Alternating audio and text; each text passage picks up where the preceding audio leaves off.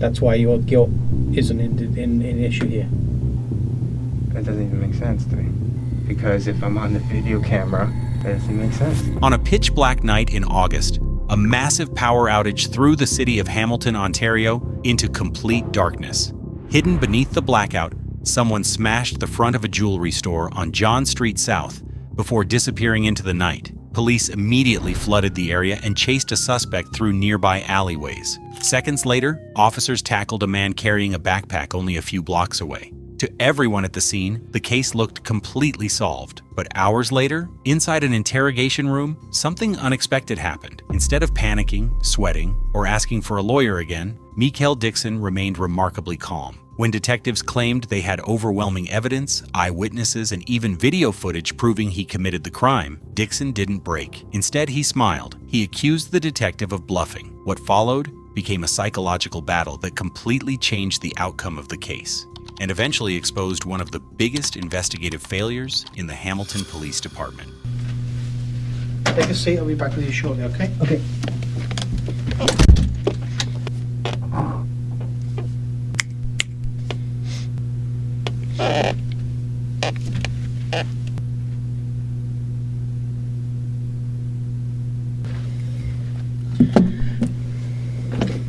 This is one of our interview rooms here at Hamilton Police, and this is audio and videotaped. Yeah, I noticed. Okay, you're obviously not a stupid man. Video camera, microphones on the wall, so everything we say and do is recorded. Mm-hmm. That's for both of our benefit. Okay. It benefits everybody. And I'm gonna just discuss the situation with you. Great. Okay. Okay. Before I do that, there's something I have to read to you. You're charged with break and enter. That's what you're arrested for. And it's my duty to inform you that you have the right to retain and instruct counsel without delay. You have the right to telephone in private any lawyer that you wish. You have the right to free advice in private from a legal aid lawyer. If you are charged with an offence, you may apply to the Ontario Legal Aid Plan for legal assistance. The 1-800 number 265-0451. It's a toll-free number that will put you in contact with a legal aid duty counsel lawyer for free legal advice. The detective tried to make him comfortable by offering him water and allowing him to use the washroom before questioning began. This is a common interrogation technique designed to lower a suspect's guard and build trust before applying pressure. Once questioning officially started, Dixon was informed that he had been charged with break and enter. After speaking with legal aid, he declined to contact another lawyer. Rather than becoming defensive, he calmly stated that he was completely innocent and simply wanted to understand how police believed he was involved. His confidence immediately caught the detective's attention. Now, your innocence and guilt in this, quite frankly, isn't an issue. The evidence I have is, frankly, conclusive and overwhelming. Okay? So I'm not even going to ask you if you did it. What I have to ascertain here is what kind of guy you are. Okay. Whether this is you're like a serial burglar and this is what you're doing all the time, or whether this is a one-off thing because of the power cut and everything that's going on tonight. That's all we're here for. Okay, I understand your position. Like I say here, I didn't do it, and you've heard that a million times, I'm sure, in your career. But it's just, ask me questions. That's all I can do is answer them, I guess. I've got no questions to ask you. I mean, why did you do it? That's basically, that's my only question. But coming from that position, and since I'm saying I didn't do it, I really don't have an answer for you except to say I didn't do it. I guess we haven't really got a great amount to talk about. Yeah, it's like I said, whether you did it or not isn't up for the discussion. Okay, well, it's really not. There's a number of witnesses. Great. One of whom had a video camera. Perfect. Yeah. Okay then. Well, that's relieving. That's relieving, to be quite honest. Yeah. So view the video camera. I have. Okay. That's why your guilt isn't in issue here. That doesn't even make sense to me. Because if I'm on the video camera, that doesn't make sense. You have a video camera that shows me? Yeah. That doesn't make sense. Realizing that Dixon wasn't giving in, the detective changed tactics. Instead of asking whether he committed the crime, the detective insisted the evidence was already overwhelming. He claimed police had eyewitnesses. He claimed officers chased Dixon directly from the jewelry store. Most importantly, he claimed there was video footage showing everything, but Dixon wasn't convinced. He repeatedly questioned how that could be possible. He knew the city had been experiencing a complete blackout. He knew there shouldn't be any video. Then he challenged the detective directly. He accused him of bluffing. The detective refused to back down and continued describing a detailed version of events. According to police, several witnesses watched a man smash the jewelry store window before officers chased him into a nearby alley. That suspect supposedly matched Dixon's clothing exactly: a white shirt, green shorts, and a backpack. To investigators, everything seemed to fit perfectly. It makes perfect sense to me.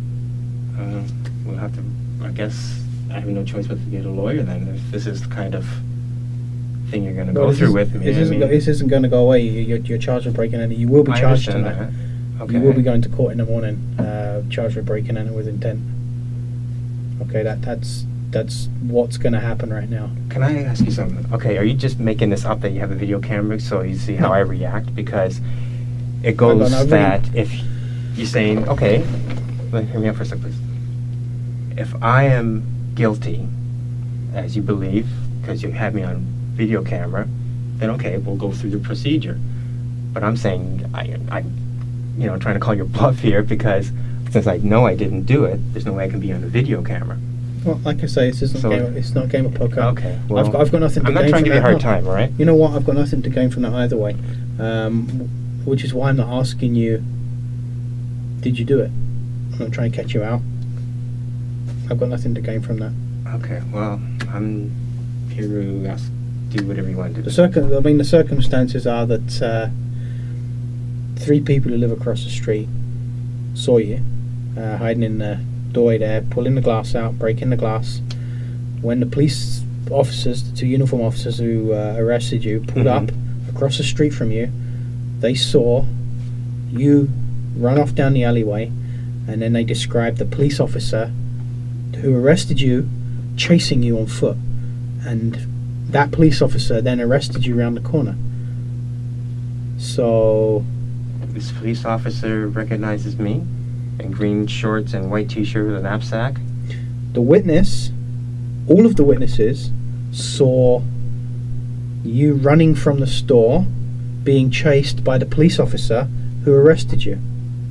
Knowing the detective wasn't going to change his mind, Dixon carefully explained exactly where he had been that night. He worked setting up exhibits for trade shows and had just returned from work. He explained that he had taken the 12:30 a.m. express bus from Toronto to Hamilton. After getting off the bus, he crossed John Street and began walking home. According to Dixon, he had been walking for less than 2 minutes before multiple officers suddenly surrounded him with guns drawn. The detective then focused on another piece of evidence. When Dixon was arrested, officers found a heavy ratchet tool in his possession. Police believed it was the tool used to break the jewelry store display, but Dixon offered a simple explanation. Because the city was completely dark during the blackout, he had taken the tool out of his pocket while walking home for protection, in case someone tried to rob him. The detective didn't believe him.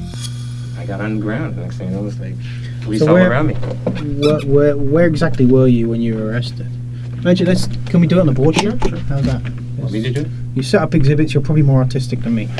Why don't you maybe draw the layout of the streets, and maybe a dotted line that's your path. How's that? Sure. And another dotted line where the police officers come from. Okay, this is the tunnel, the bridge. Okay. And come at the bus station. So which way is north, towards the lake? The north. Okay. And so I came here. The EMS truck or whatever ambulance it was there. Went off, crossed here, and crossed here. That's it. Okay, did you come straight from the bus? Yeah, absolutely. Like, I even looked, I was like, maybe I should take a cab. I'm like, oh, no. Okay, so you came straight off of the bus? Yeah. And that's it. Like, the bus is... Ooh, that's it. It's like, I was off the bus, like, maybe, 2 minutes? So how long before you were arrested were you off of the bus? That's what I'm saying. Like, from there to there, it's like, not even 2 minutes. Did you stop or do anything in the interim? I was walking, I was trying to see in the dark, and questioning, like, am I going to get mugged? And that's about it. So where were you when you first became aware of the people who subsequently were police officers? Okay, well, there's a building here in the corner. That's like an entrance to whatever, parking or something. And there's another building here.